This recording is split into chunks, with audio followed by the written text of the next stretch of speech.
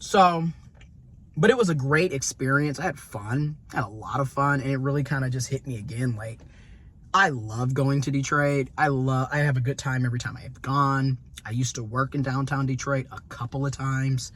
I lived in the Detroit metro area for a year.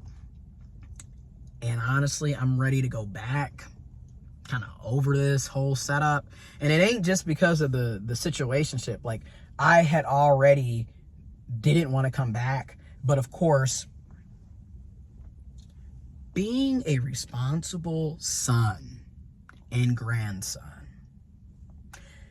you got to make sacrifices. And I knew with my mom's health and then my granny's age, like, my mom needs a lot of assistance. And I was an hour and a half away.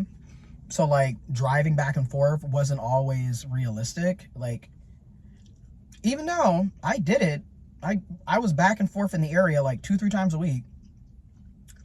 But then her health continued to have, you know what I'm saying? So I knew, like, okay, I got to move closer. I got to get back up there. So I did. And I've been here now, August of this year will be 4 years back. And I'm like, once I'm done renovating this house, I'm leaving. I'm not even going to sit up here and fake the funk. I'm gone. Especially with everything going on, I'm gone. I'm sorry, but I can't. This hickory dickory dock shit is not for me. It's never been for me.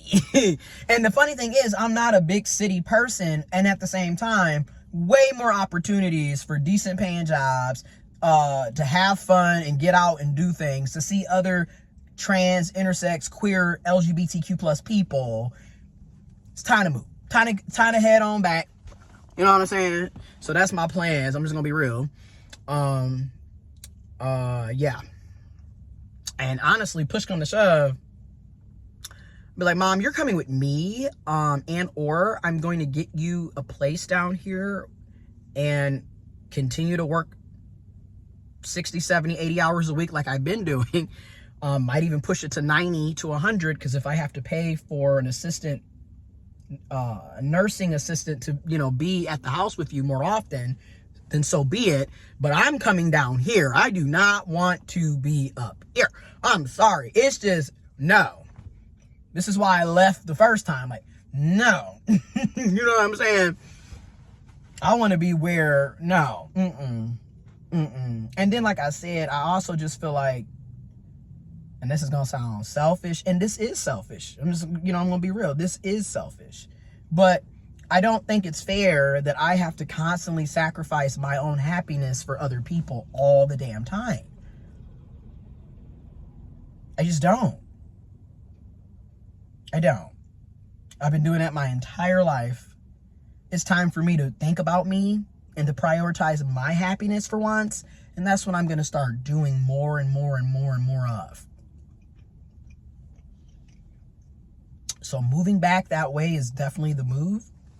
Because like I said, is way more opportunities down there. And then just in general, the social scene for the queer community, and even not just folks in the queer community, but for young people or middle-aged people or young professionals, whatever you want to call it, it's a lot more vibrant down there.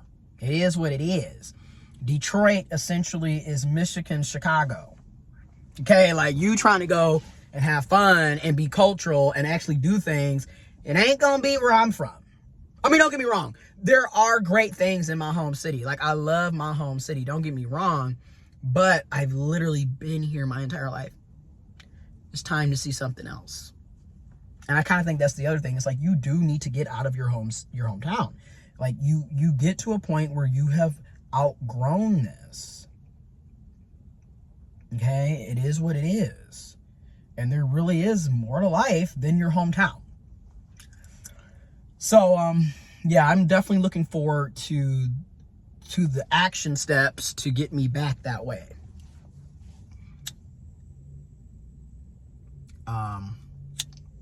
Because I'm just like, yeah, I've had enough of this for a lifetime.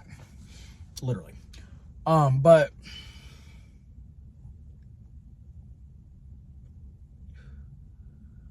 And then not even just for dating, because like, again, I'm not really in that mindset, but also I want to meet new people. I want to meet new folks that can also potentially be friends, be business partners, platonic relationships, and that sort. And when I say this, I'm not saying this to say fuck all your old friends or the people that you're already friends with. I'm not saying that. I love my friends, right? And at the same time, as you grow, people go in different directions.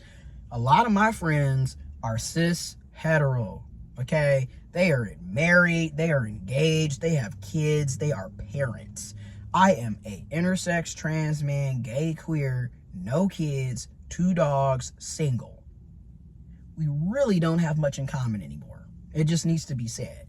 I love you. I'm gonna always be there if you need me. You know, those are my God kids, you know what I'm saying? But at the same time, what are we doing? It's really not fair as a single person that every time you want to go and do something and you ask, they can't go because they got to be trying to get babysitters. And that's understandable. However, it's not fair that I don't get to do things because you can't. Which is another reason why, as a single person that's often alone, I'm always going places by myself. Like, even when I ended up running into my friends down there, I didn't go with them. I knew that one of my friends was performing, and also it's an art show, so I was going anyways. So I went, and then I ran into my other friends that happened to be there. But I typically go to things by myself anyways. So, you know what I'm saying? I'm going out to eat by myself. I take myself out to dinner by myself. I go to the coffee shops by myself. I'm going to concerts by myself. I'm going to the movies by myself. I do a lot of shit by myself. Again, by myself, alone, single. So it's kind of time to meet other people that have similarities so you can also meet other folks that can be friends. Because again, it's not always about who you fucking or romance. It's also having a community of like-minded folks. And then also the people that are not cishet or not hetero or whatever, they're in relationships. And people who typically are in relationships, they are focused on that relationship. They're bringing their partner, or they're going to be with their partner. So you end up being the third wheel. And I'm sorry, but that gets whacked. Sometimes you just want to hang out with your friends. And this is another reason why you kind of do need to meet new people so you can actually have new friends that are on the same page. And it is what it is. And the thing is, I don't mind being the third wheel sometimes, but all the time, no. I'm going to go hang out with other single folks. And that's the other thing. If everything that you're doing is family oriented or romantic relationship oriented, and you don't have a family, you don't have kids, and you are not in a romantic partnership and you're single, how are you going to meet new people to potentially be in a relationship with if you're hanging out with people that are always in relationships or married or already together? Not really going to be a good setup for you. Single, and I'm a firm believer in this, single people need to hang out with other single people sometimes, bro. And people that are in relationships need to hang out with other people that are in relationships sometimes. Because again, you don't really have anything in common anymore. I'm just being real. You really do. As you grow up, it doesn't mean that you don't care about them. It doesn't mean that they're still not your friend. It doesn't mean that you don't love them. But obviously, y'all are on totally different wavelengths. Okay?